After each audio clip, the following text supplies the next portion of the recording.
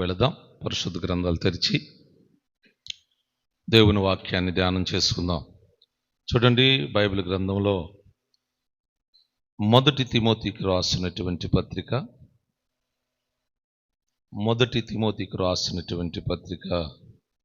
4వ అధ్యాయము 15వ వాక్యాన్ని చదివి సహాయం మీ అభివృద్ధి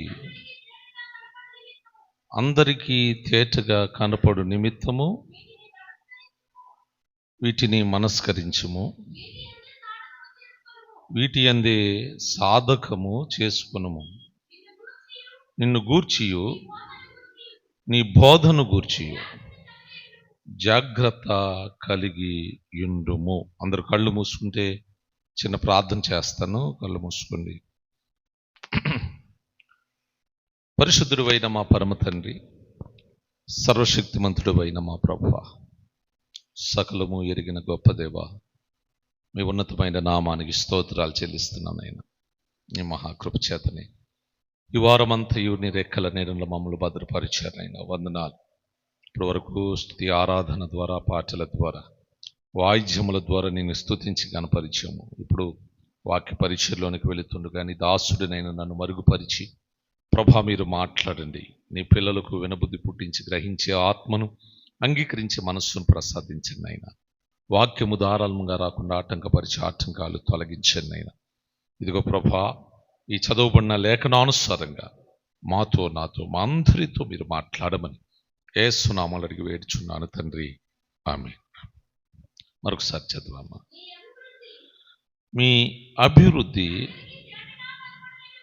అందరికీ తేటగా కనపడు నిమిత్తము వీటిని మనస్కరించుము, వీటి యందే సాధకము చేసుకునుము. చాలు. నా ప్రియ దేవుని బిడ్డలరా, ఈ చదవబడిన దేవుని మాటల్ని మనం ఆలోచిస్తే ఇక్కడ అపోస్తలుడైన పౌలు గారు తన ఆత్మీయ ప్రియ కుమారుడికి ఈ పత్రిక రాస్తూ, ఈ మొదటి పత్రిక రాస్తూ తిమోతి గారికి చాలా అనేకమైనటువంటి సంగతుల్ని, అనేకమైనటువంటి విషయాల్ని రాశారు. ఇక్కడ పౌలు గారు అంటున్నాడు, నీ అభివృద్ధి అందరికీ తేటగా కనిపించాలి. ఏంటట? మన అభివృద్ధి అందరికీ తేటగా కనిపించాలి. అభివృద్ధి అనేది రెండు విధాలు. ఒకటేమో ఆత్మ సంబంధమైన అభివృద్ధి, రెండవది భౌతిక సంబంధమైనటువంటి అభివృద్ధి. అయితే ఈ రెండు అంశాలు ఇప్పుడు నేను చెప్పలేను, కానీ ఈ భౌతిక సంబంధమైన అభివృద్ధి గురించి నేను చెబుతాను. మరొక వారం ఆత్మ సంబంధమైన అభివృద్ధి ఎలా చెందాలో ఆ విషయాలు చెప్తాను. అయితే ఈ రోజున యేసు ప్రభు వారిని ఎరిగినటువంటి పిల్లలమైన మనం మన జీవితాల్లో మన అభివృద్ధి చూస్తున్న ప్రజలకు కనపడాలి, వింటున్న ప్రజలు తెలుసుకోవాలి. ఆ విధంగా మనం ఈ భౌతిక సంబంధమైన జీవితంలో కూడా అభివృద్ధి, ఆశీర్వాదం పొందుకోవాలి. కారణం ఏంటంటే యేసు ప్రభు వారు చెప్పారు. ఏమని చెప్పారు తెలుసా? మిమ్ములను ధనవంతులను చేయుటకు నేను దరిద్రుడనయ్యాను. మిమ్ములను ధనవంతులను చేయుటకు నేను దరిద్రుడనయ్యాను అంటే దాని భావాన్ని మనం ఆలోచిస్తే, మనం అభివృద్ధి చెందాలని, ఆశీర్వదించబడాలని దేవుని యొక్క ఉద్దేశం. బైబిల్ కూడా చెబుతుంది, మీరు ఆశీర్వాదమునకు వారసులుగా మీరు పిలువబడ్డారు అని బైబిల్ చెప్తుంది.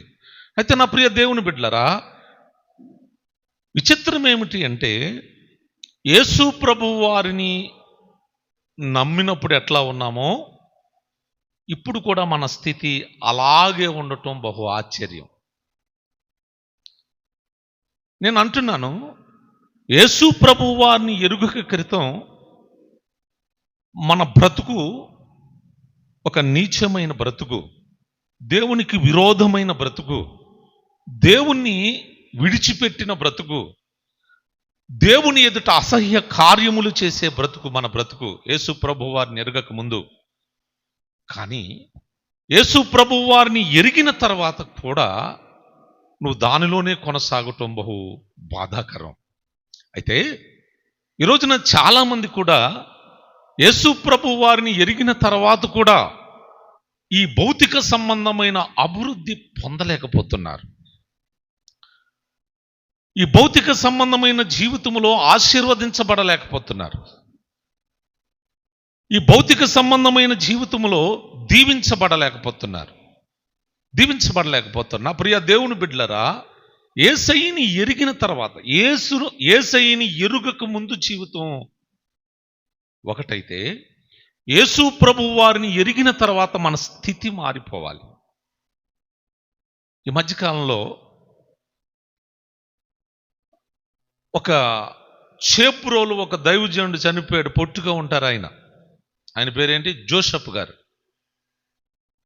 ఆయన యేసు ప్రభు వారిని ఎరుగక ముందట ఈ ఫంక్షన్ల దగ్గర ఇస్తరాకులు తినేసి పడేస్తారు కదా, ఏ డ్రైనేజీ దగ్గర ఎక్కడో, ఆ ఎంగిల మెతుకులు ఏరుగు తినేవాడట యేసయ్యని ఎరుగక ముందు.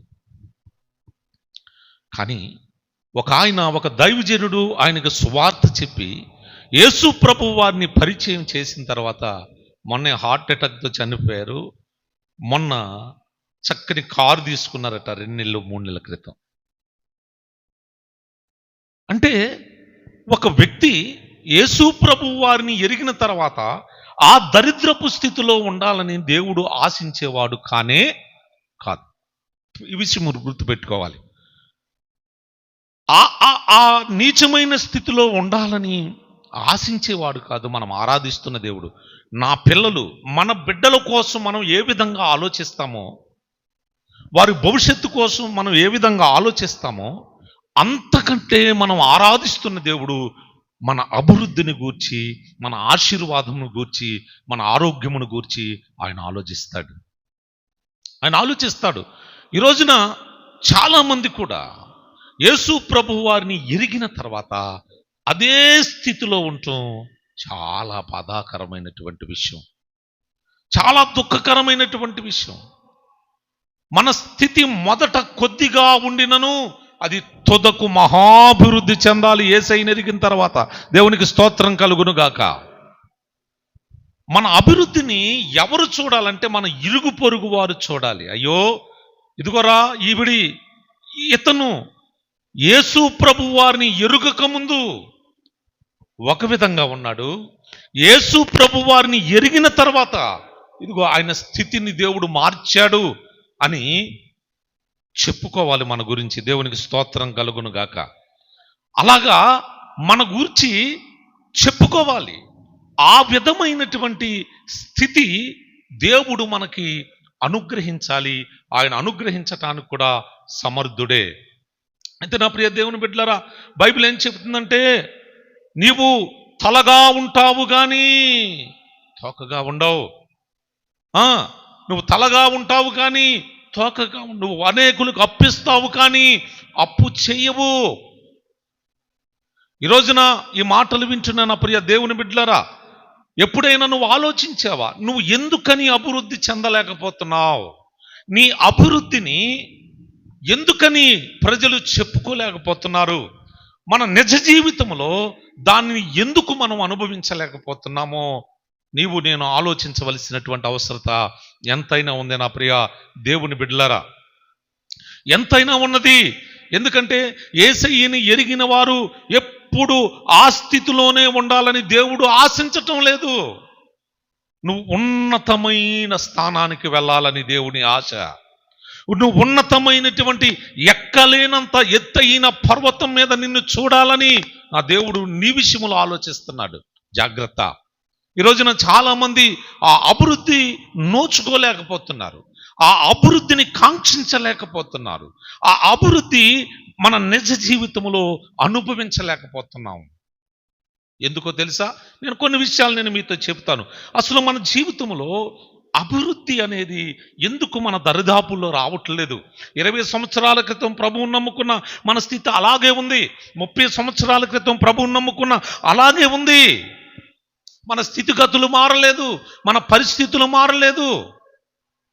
ఎందుకు మారటం లేదు? నువ్వు ఎప్పుడైనా ఆలోచించావా? అయ్యో, యేసు ప్రభు వారిని నమ్ముకున్నాను కదా, ఎందుకని నా విషయమే నన్ను దేవుడు ఆశీర్వదించట్లేదు? ఎందుకని నన్ను అభివృద్ధి చేయట్లేదు? నేను తలగా ఉండవలసిన వాడిని ఎప్పుడు తోకగానే ఉంటున్నాను, ఎందుకని? ఎప్పుడైనా నువ్వు ఆలోచించావా? బైబిల్ గ్రంథంలో కొన్ని విషయాలు నేను మీకు చెప్తాను. ఎందుకంటే అసలు అభివృద్ధి ఎందుకు పొందలేకపోతున్నామో, మనం ఆశీర్వాదం ఎందుకు పొందలేకపోతున్నామో కొన్ని మాటలు నేను మీతో చెప్తాను. యోబు గ్రంథం 22వ అధ్యాయం 23వ వచనాన్ని మీరు త్వరగా చదవండి. యోబు గ్రంథము, జాగ్రత్తగా ఈ మాటలు మీరు అండర్లైన్ చేసుకోండి. సర్వశక్తుని వైపు నీవు తిరిగిన ఎడల నీ గుడారములో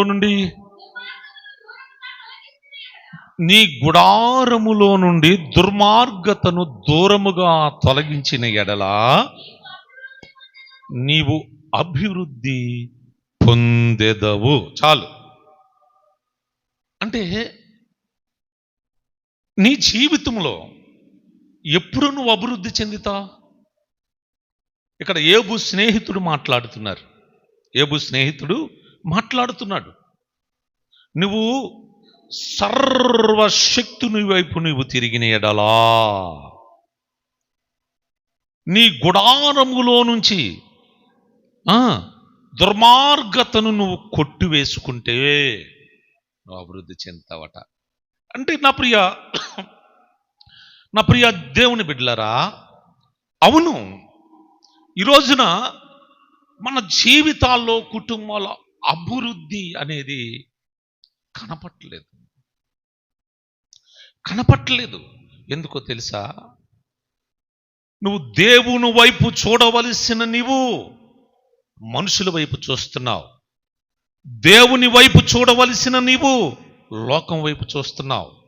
బైబిల్ ఏం చెప్తుందో తెలుసా? ఇశ్రాయేలు ప్రజల గూర్చి, వారట ముఖాన్ని చూపట్లేదట, వారు వీపునే చూపిస్తున్నారట. దేవునికి ముఖాన్ని చూపించట్లేదట, వీపునే చూపిస్తున్నారట దేవునికి. నా ప్రియ దేవుని బిడ్డలారా, మొదటిగా నీవు అభివృద్ధి చెందాలి అంటే, నువ్వు ఆశీర్వదించబడాలంటే, యేసు ప్రభువు వారిని ఎరిగినటువంటి ఏ వ్యక్తి కూడా దరిద్రం వెళ్ళబుచ్చకూడదు. దేవునికి స్తోత్రం కలుగును గాక. ఏ వ్యక్తి అయినా సరే తలగా చేయగలిగిన శక్తిమంతుణ్ణి మనం కలిగి ఉన్నాం. తలెత్తుకునేవానిగా చేసే దేవుణ్ణి కలిగి ఉన్నాం మనం. ఈరోజు తలదించుకొని బ్రతకవలసిన అవసరం లేదు. దేవునికి స్తోత్రం కలుగును గాక. తల ఎత్తేవాడు ఆయన. ఈరోజు నీకు అభివృద్ధి ఎందుకు కలగటం లేదు? దేవుడు వాక్యం మాట్లాడుతుంది తెలుసా? నీవు దేవుని వైపు తిరగట్లేదు. నువ్వు దేవుని వైపు తిరగటం లేదు. దేవుని వైపు తిప్పవలసినటువంటి ముఖం మనుషుల వైపు తిప్పుతున్నావు, లోకం వైపు తిప్పుతున్నావు. నువ్వు దేవుణ్ణి చూడటం లేదు. ముఖాన్ని దేవునికి చూపించబోయి నీ వీపుని చూపిస్తున్నావు. ఈరోజు ఈ మాటలు వింటున్న నా ప్రియ దేవుని బిడ్డలారా, ఎలా ఉంది నీ స్థితి? రెండవదిగా చెబుతాను, నీ గుడారములో నుంచి ఏం పోవాలట చెప్పండి? దుర్మార్గతను. నీ గుడారం నుంచి ఏం వెళ్ళిపోవాలి? దుర్మార్గము, దేవునికి విరోధమైనటువంటి పని. గుడారం అంటే 2 అర్థాలు చెప్పుకోవచ్చు. ఒకటేమో ఇది ఈ భౌతిక సంబంధమైన గుడారం, రెండవది నీ ఇల్లే ఒక గుడారం. దేవుడు పోల్చాడు. ఇప్పుడు నువ్వు అభివృద్ధి చెందాలంటే నెంబర్ 1, నువ్వు సర్వశక్తిని వైపు నువ్వు తిరగాలి. ఎవరి వైపు నువ్వు తిరగకూడదు, ఎవరి వైపు నువ్వు చేతులు చాపకూడదు. రెండవది, నీ గుడారము నీ యొక్క ఇంటిలో ఉన్నటువంటి దుర్మార్గత, నీ దేహం అనే గుడారములో ఉన్నటువంటి దుర్మార్గతను నువ్వు తీసివేసుకోవాలి. ఈ రోజున అభివృద్ధి ఎందుకు చెందట్లేదో తెలుసా? యేసయ్యని నమ్ముకుంటున్నారు చాలామంది, యేసు ప్రభు దగ్గరికి వస్తున్నారు చాలామంది. నమ్మితే ప్రయోజనం ఏంటండి? నమ్ముకున్నవాడు అమ్ముకున్నాడు కదా. నమ్మాడు యేసు ప్రభు వారిని, అమ్మాడు ఆ యేసునే. నమ్ముకున్నవాడు అమ్ముకున్నాడు. ఈరోజు చాలామంది నమ్ముకుంటున్నారు, చాలామంది నమ్ముకుంటున్నారు ప్రభు దగ్గరికి. మంచిదే, సంతోషం. నమ్మిన ప్రతి వారి జీవితంలో అభివృద్ధి కనపడాలి. యేసు ప్రభు వారిని నమ్మిన ప్రతి వ్యక్తి జీవితంలో ఆశీర్వాదం కనపడాలి. అది చూస్తున్న సమాజం కనిపెట్టాలి, అది చూస్తున్న సమాజం కనిపెట్టాలి. నా ప్రియ దేవుని బిడ్డలారా, ఆలోచించండి, నీ అభివృద్ధి ఎలా ఉంది? ఎంత తెచ్చినా సిల్లు సంచులో పడిపోతుందా? ఎంత తెచ్చినా దాన్ని నీవు నీ బిడ్డలు అనుభవించలేకపోతున్నారా? ఎందుకో తెలుసా?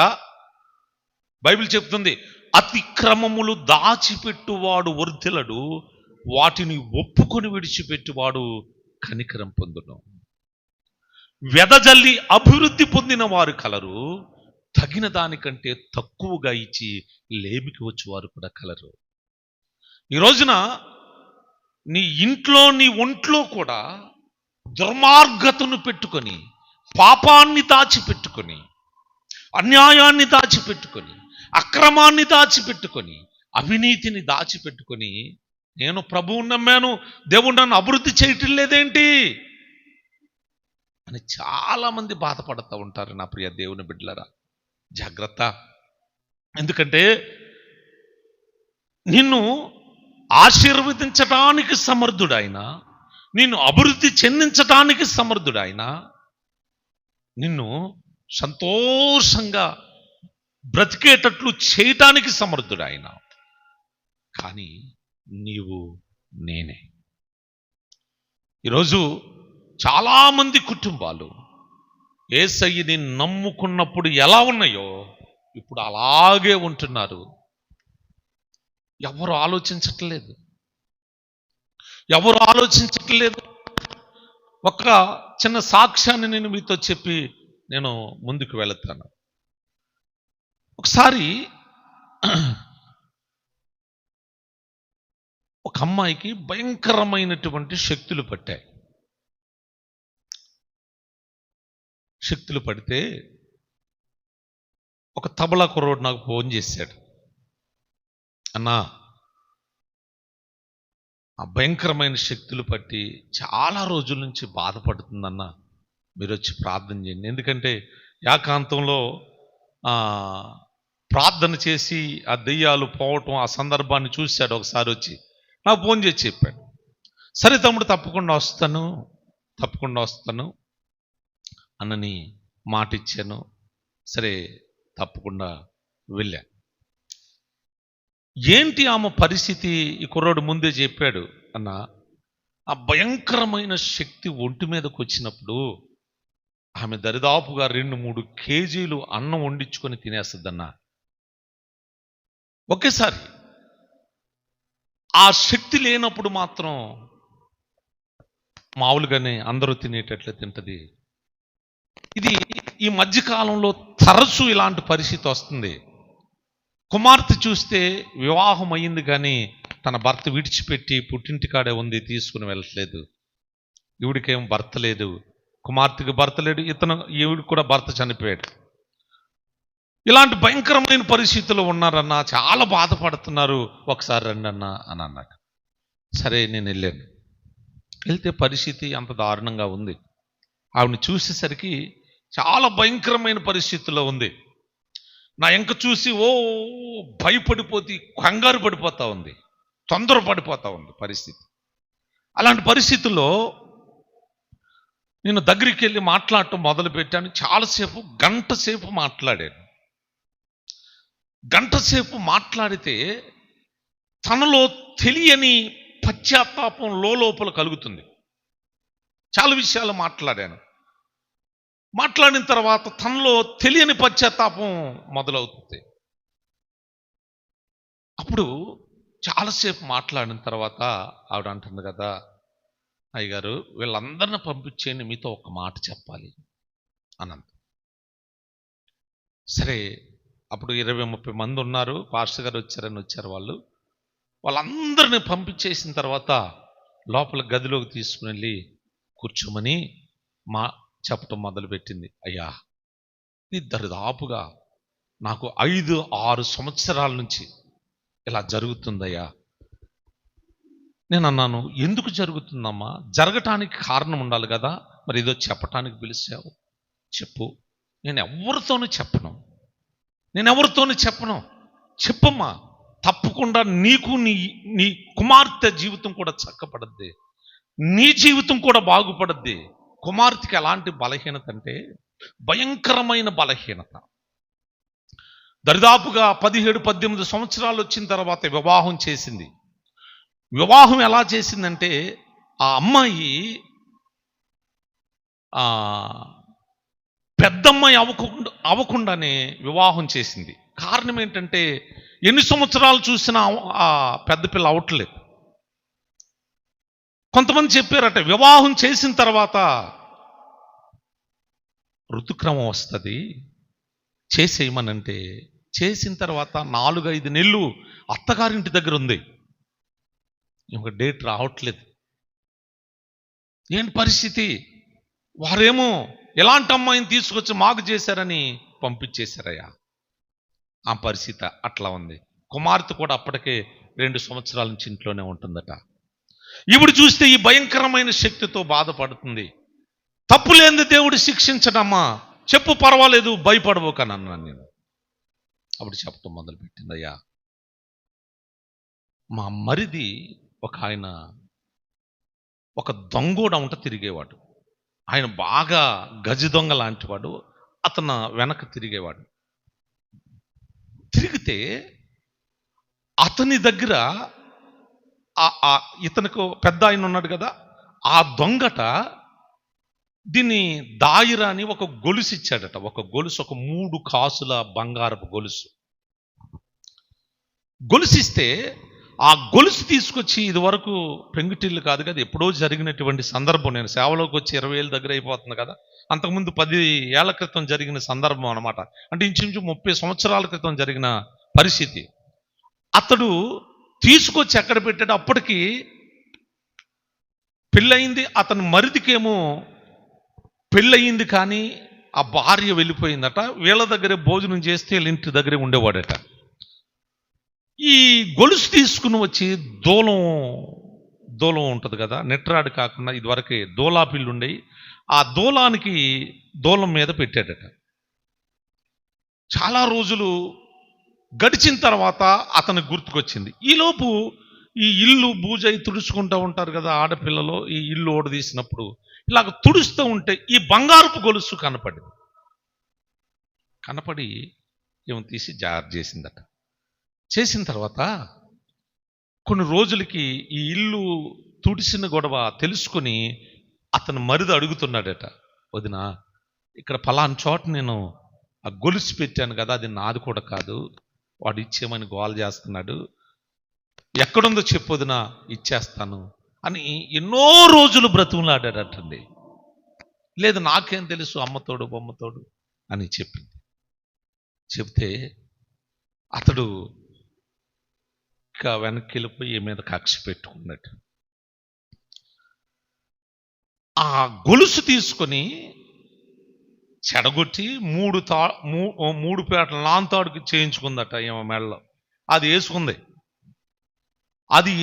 అది మెడలో ధరించినటువంటి నాట నుంచి కూడా ఏంకి భయంకరమైన శక్తి పట్టి ఈ అనారోగ్యం.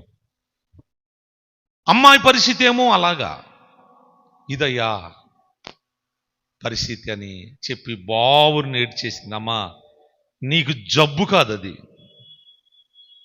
దీన్ని తొందరగా తీసుకుని వెళ్ళి మీ మరిది ఎక్కడున్నాడో అతనికి తీసుకెళ్ళి ఇచ్చేసాయి.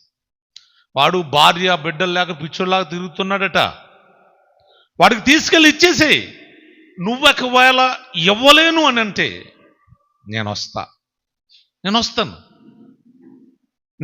నేను వస్తాను, నీతో పాటుగా నేను ఇస్తాను అని చెప్పాను. అయ్యా అలాగేనయ్యా అని దాన్ని తీసుకెళ్ళి ఇచ్చారటండి. ప్రమాణం చేయించి ఆ రోజు ప్రార్థన చేసి వచ్చాను. తీసుకెళ్ళి ఇచ్చారట. కూతురి జీవితం చెక్కబడింది. ఆవిడకున్న భయంకరమైన శక్తి పోయింది. ఆ మధ్యన చూసే పిల్లోడు ఉద్యోగం చేస్తున్నాడు ఒక చోట. ఉద్యోగం చేస్తున్నాడండి. నార్మల్ పట్ల అప్పుడు ఒకలాగా ఇప్పుడు ఒకలాగా ఉన్నా. అప్పుడు సన్నగా ఉన్నా, ఇప్పుడేమో లావుగా ఉన్నా. ఆనమలు పట్టలేదు నన్ను.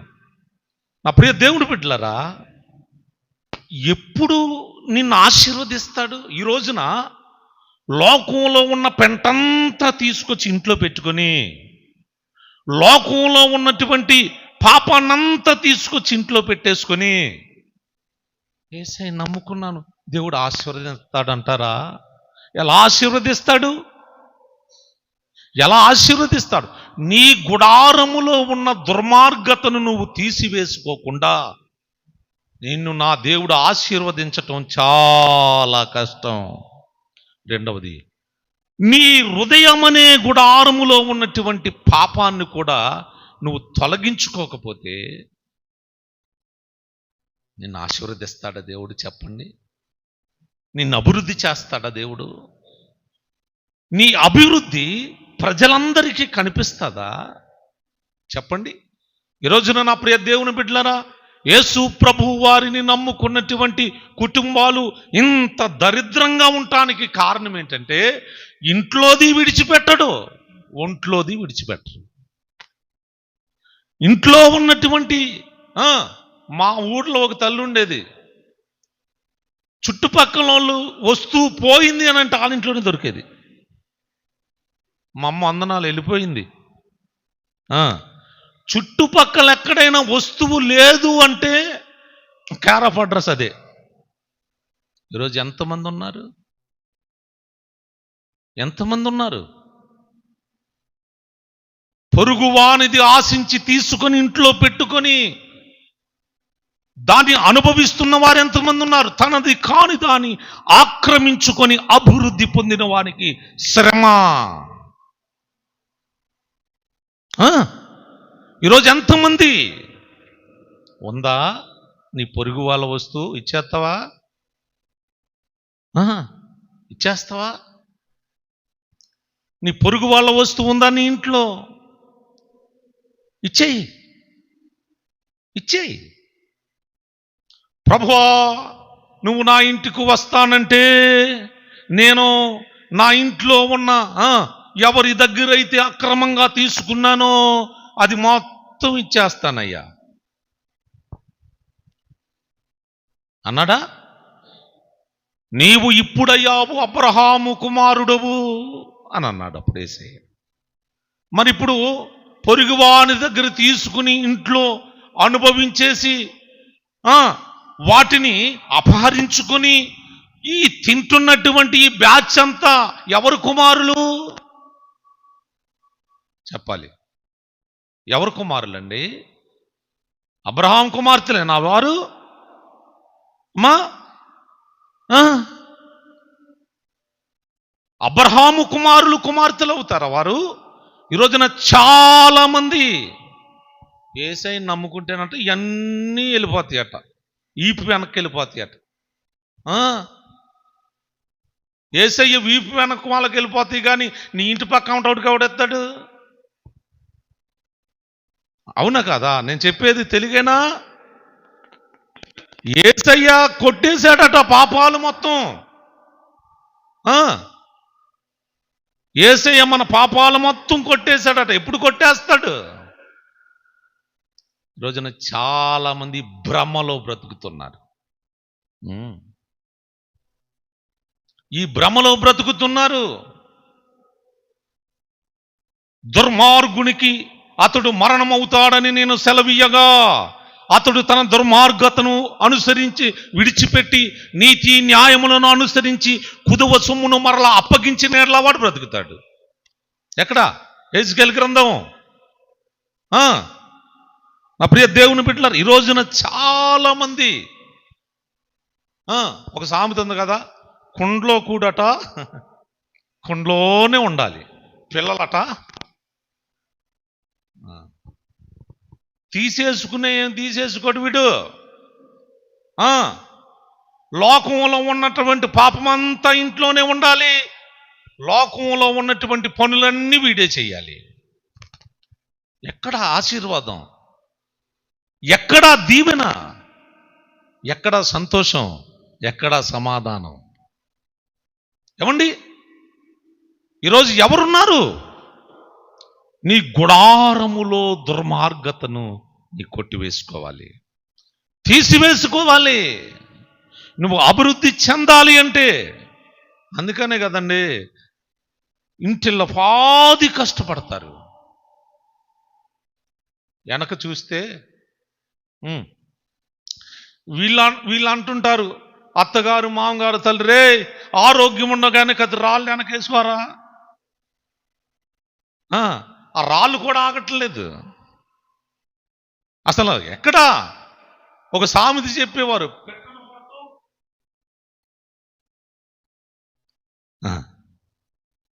అలాగే ఉంది పరిస్థితి. ఎప్పుడైనా ఆలోచించావా నీ కష్టార్జితం నువ్వు అనుభవించలేకపోవటానికి కారణం ఏమిటో? ఆలోచించావా ఎప్పుడన్నా? నీ కష్టార్జితం నువ్వు నీ బిడ్డలు అనుభవించకపోవటానికి కారణం ఏమిటో నువ్వు ఆలోచించావు ఎప్పుడన్నా? ఆలోచించం. అరే నా కష్టం అంతా పోతుంది, నా ఇంటికి రోడ్డు పోటు వచ్చిందండి అందుకని ఇదంతా పోతుందట. రోడ్డు తీసుకుపోతుందా? రోడ్డు పోటు వచ్చిపోతుందట. ఇంకొకడు అంటాడు, గుమ్మాలు తేడాగా పెట్టావు అందుకని నువ్వు కష్టపడింది నీకు నిలవట్లేదు అంటాడు. వీడు లక్షలు ఖర్చు పెట్టి అవన్నీ మారుతాడు, మళ్ళీ ఇదే వరుస మళ్ళా. ఇంకొకటి వచ్చి చెప్తాడు, రేయ్ బాత్రూమ్ అక్కడ పెట్టావు నువ్వు ఇక్కడ కట్టాలి, అందుకోసమే. అసలు ఎవడైనా నీ బ్రతుకు మార్చుకోరా అని చెప్పడం, నీ పాపాన్ని విడిచిపెట్టరా అని చెప్పడం, నీ అబద్ధపు జీవితాన్ని మార్చుకోరా అని చెప్పడు, నీ వ్యభిచారాన్ని విడిచిపెట్టరా బాబు అని చెప్పడు. అది మార్చాలి, ఇది మార్చాలి. మా ఊర్లో ఒకటి ఇల్లు కట్టాడు, చక్కగా స్లాబ్ వేసుకున్నాడండి, గోళ్ళు కట్టుకున్నాడు, కష్టపడే వాళ్ళే. ఒకడొచ్చాడు వచ్చి అంటున్నాడు, ఇది ఈ ఇంటి పని పూర్తవ్వకపోవటానికి కారణం ఏంటో తెలుసా అండు. వినేవాడుంటే చెప్పేవాడికేం తెల్లవారులు చెప్తారు, అవును కదా.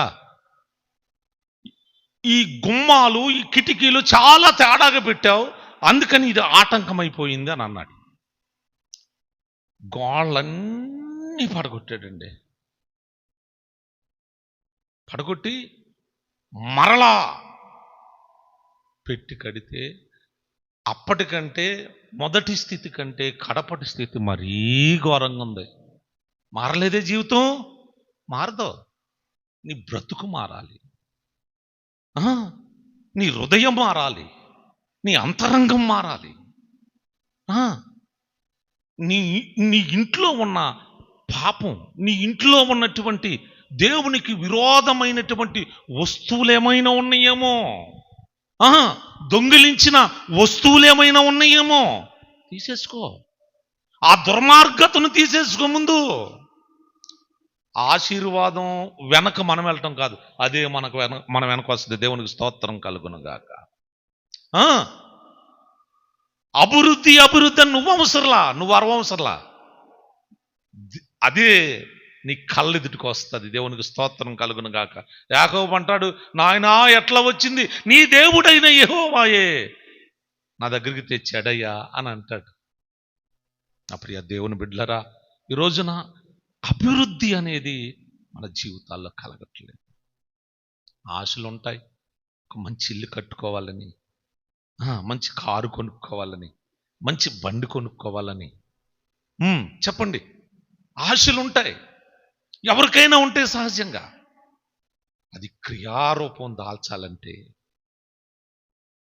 మొదటిగా యేసయ్యని ఎరిగిన నీ జీవితం మొదటిగా దేవుని వైపు చూడును, ఎవరి వైపు చూడొద్దు. రెండవదిగా నీ ఇంటిలో, నీ దేహం అనే ఇంటిలో ఏ పాపం, ఏ దుర్మార్గత నిన్ను ఏలుబడి చేస్తుందో దాన్ని విడిచిపెట్టాయి. దాన్ని విడిచిపెట్టే తప్పకుండా నిన్ను ఆశీర్వదిస్తాడు, నిన్ను అభివృద్ధి చేస్తాడు. ఇంకొక మాట నేను మీకు చూపిస్తాను, నేను ముగిస్తాను. 8వ అధ్యాయం ఏబు గ్రంథం 8వ అధ్యాయం.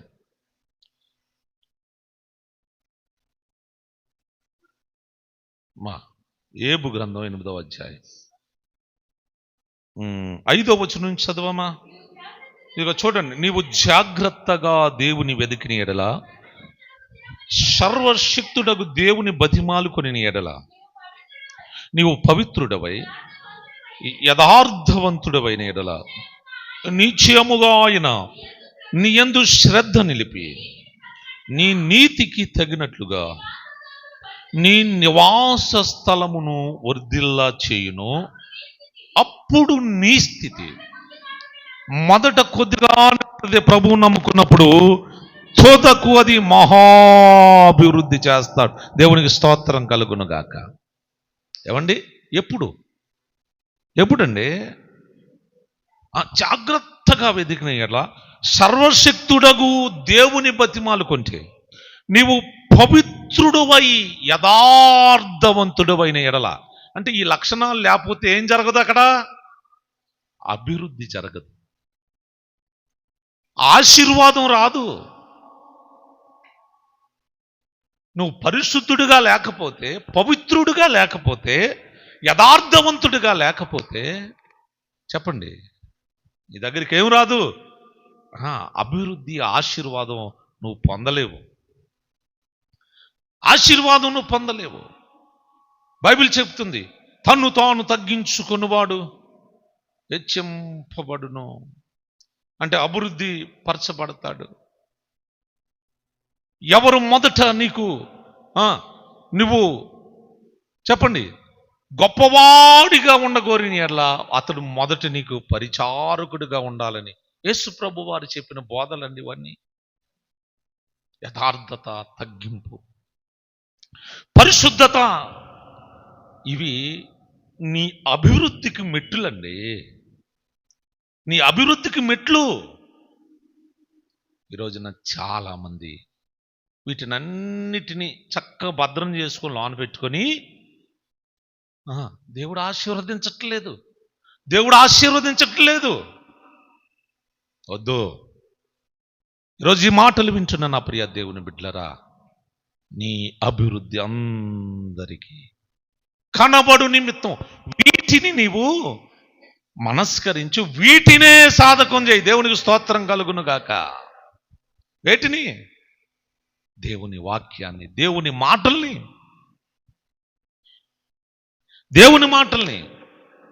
నా స్థితి 350 రూపాయలు అద్దె కట్టుకోలేని స్థితి నాది. 300 ఇంటద్ది, 50 రూపాయలు కరెంటు బిల్లు. నా స్థితి అది. నేను ప్రభువుని నమ్ముకొని దేవుడు పిలిచినటువంటి పిలుపుకు లోబడి వస్తే 300 రూపాయలు అద్దె కట్టుకోలేనటువంటి స్థితి నాది. నేను ఒకటే ప్రార్థన చేశాను, ప్రభువా నీ పిలుపుకి డ్యామేజ్ అవ్వకూడదు. నువ్వు పిలుచుకున్నావు నన్ను, నేను వ్యవసాయాలు మానేసుకొని నేను వచ్చాను. నీ పిలుపుకి అవమానం కలగకూడదు. నువ్వేం చేస్తావో నాకు తెలియదు.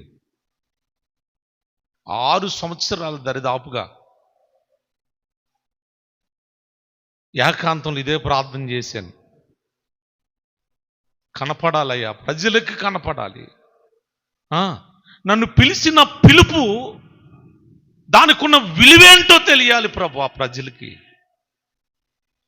350 రూపాయలు అద్దె కట్టుకోలేనుణ్ణి ఇదిగో ప్రభువా నువ్వేం చేస్తావో నాకు తెలీదు అని 6 సంవత్సరాలు ఏడ్చానండి. మా అబ్బాయి 2 సంవత్సరాల్లోపు పిల్లాడు, చిన్న పాకేసుకొని దాంట్లో బడ్డీ పెట్టుకొని మా అమ్మగారు చాలాసేపు బ్రతిమలాడారు. జూపూడి సుందరం తాతగారు అలా ఆవిడ గారు, నానా వద్దయ్యా చిన్నపిల్లోడిని వేసుకుని వెళ్తావు, వద్దు నానా, సరే నీకు ఉన్నప్పుడే ఇద్ది కానీ నేను నిన్ను ఇబ్బంది పెట్టను, అక్కడికి వెళితే ఏమవుతాడో పిల్లోడు, వద్దయ్యా అని బ్రతిమలాడింది. మా అమ్మగారు మీరు ఆగుతారు 2 నెలలు 3 నెలలు ఆగుతారు, 4వ నెలలోనైనా ఇవ్వాలి కదా, నేను ఇవ్వలేను మా అమ్మగారు, వెళ్ళిపోతా నేను అని చెప్పి వెళితే ఆ తాతగారిని పంపించేది అప్పుడప్పుడు పిల్లోళ్ళు ఎట్లా ఉన్నారో చూసిరమ్మని.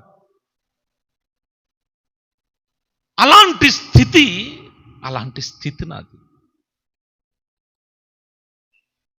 నేను ఒకటే ప్రార్థన చేసే ప్రభువా నీ పిలుపుకి అవమానం కలగకూడదు నాయన. నిజంగా ఇప్పుడు ఏం చెప్పుకుంటున్నారో తెలుసా, వీడికి ఎక్కడి నుంచో అమెరికా దగ్గర నుంచి వచ్చేస్తుందట డబ్బు, ఎక్కడి నుంచో వచ్చేస్తుందట డబ్బు, అందుకని ఇల్లు కట్టేశాడు, బిల్డింగ్లు కట్టేశాడు. ప్రజలకి కనపడాలని మన అభివృద్ధి, అది ప్రభు ఆశీర్వాదం.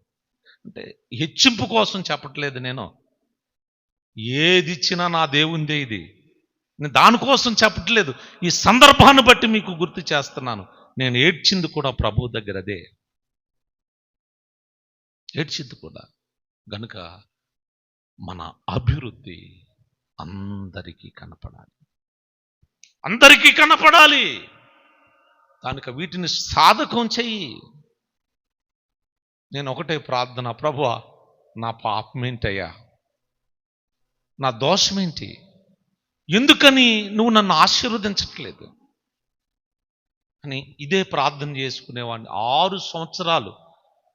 వర్షాకాలం లేదు, వేసవికాలం లేదు, చలికాలం లేదు, ఏకాంతంగా ప్రార్థన చేశాను ప్రభు దగ్గర.